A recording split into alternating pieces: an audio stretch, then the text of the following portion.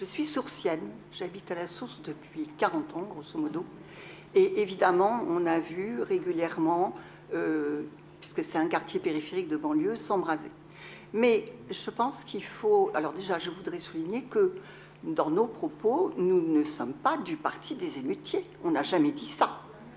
Jamais, jamais. Donc ça, il faut quand même le rectifier. OK. Parce qu'on est d'accord que ces personnes ont fait des choses qui sont inacceptables. Voilà. Moi, je vais prendre l'exemple de la Source. Vous l'avez dit, monsieur le maire, et on l'a vu sur les images, on attaque le tram, et on va, en plus, et visiblement c'était organisé, on va créer des... on va rentrer dans la médiathèque, on va casser des choses, et ils avaient un objectif très précis, c'était d'aller visiblement dans la salle de vidéo. Moi, j'ai été voir les équipes de la médiathèque après, qui étaient assez démoralisées, et qui m'ont dit, c'est pas la première fois que ça arrive. Bon, alors, moi, je pense que, évidemment, quand on regarde le nombre de gamins qu'il y a là, parce que c'est pas mal de jeunes, ils ne sont pas aussi nombreux que ça, mais ils sont organisés et c'est visiblement prémédité. Bon, donc, je pense qu'au niveau du quartier, en connaissant bien comment fonctionne le quartier et les associations, je sais qu'il y a eu, comment dire, une stupeur à la Source par rapport à ce qui s'est passé, puisque c'était censé être, oui, une soirée festive. Donc, nous demandons, et il y a un certain nombre d'associations qui le demandent, qu'il y ait une table ronde qui soit faite, en tout cas dans notre quartier, parce que, simplement, il y a des associations, ça serait intéressant d'avoir l'opinion et l'analyse de certaines associations qui s'occupent de ces jeunes, d'accord?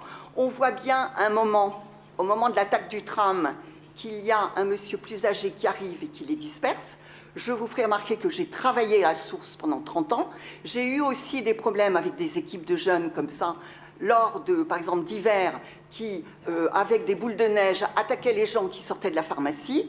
Bon, eh bien, j'ai réussi à dialoguer avec ces jeunes en allant chercher des personnes plus âgées, voilà, et on a réussi à discuter avec eux. Donc, je voudrais quand même, et ça serait intéressant, qu'on ait le retour du milieu associatif qui s'occupe de ces jeunes, hein, et qui voit comment évolue la population de certains de ces jeunes, pour essayer de trouver peut-être des solutions en amont, comme des fat zones, ou je ne sais pas, où les jeunes peuvent rentrer, c'est encadré, il y a à l'intérieur un service d'ordre, etc.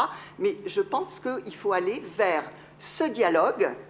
Notamment, je sais que dans le quartier, il y a beaucoup d'associations, notamment de femmes, qui interviennent quand il y a des jeunes qui partent dans la rue et qui, avec les téléphones, il y a tout un réseau qui se met en route et qui vont chercher les gamins dans les rues. Voilà. Bon, donc, il y a peut-être à voir pour cette minorité de jeunes, parce qu'il ne faut pas mettre tous les jeunes dans le même panier, hein, ces jeunes qui ont été, en fait, hors la loi, en faisant ce qu'ils ont fait, tout à fait, on ne le condamne. Enfin, on condamne ça complètement, voilà, mais je pense que ça serait intéressant d'analyser pourquoi on a eu l'attaque du tram et pourquoi ils sont allés spécialement dans la médiathèque. Parce que ce n'est pas quelque chose qui s'est fait par hasard. Voilà, c'est tout. Merci.